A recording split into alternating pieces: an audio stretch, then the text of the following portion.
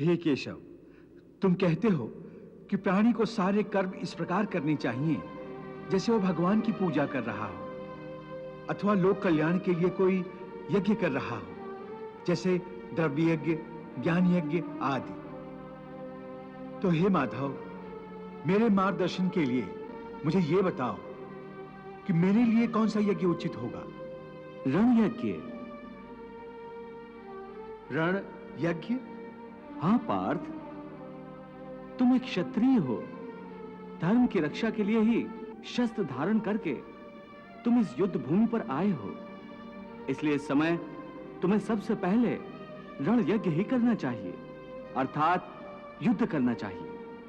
हे पार्थ, कर्म योगी का जीवन भी एक यज्ञ ही होता है। इसलिए तुम भी आसक्ति से मुक्त होकर स्वधर्म पालन करो, युद्ध करो। हे पार्थ, यदि तुम धर्म के लिए युद्ध रूपी यज्ञ करोगे तो दूसरे लोग भी तुमसे धर्म की प्रेरणा लेंगे, क्योंकि श्रेष्ठ पुरुष जो जो आचरण करते हैं अन्य पुरुष वैसा ही आचरण करते हैं। सब उसी का अनुसरण करते हैं, क्योंकि बड़ों का अनुसरण छोटे तो करते ही हैं। हे अर्जुन, मेरी ओर देखो। यदि मैं भी तटस्थ होकर निष्क्रिय हो जाऊं, न्याय का समर्थन ना करूं, अन्याय का प्रतिरोध न करूं, तो लोग मेरा अनुसरण करके निष्क्रिय हो जाएंगे, कर्म का त्याग करेंगे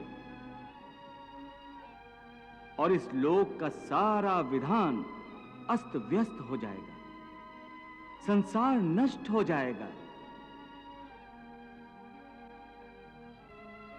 इसीलिए श्रेष्ठ लोगों को दूसरों को अधर्म से बचाने और धर्म के रास्ते पर चलाने के लिए आदर्श कर्मों का उदाहरण दिखाना पड़ता है।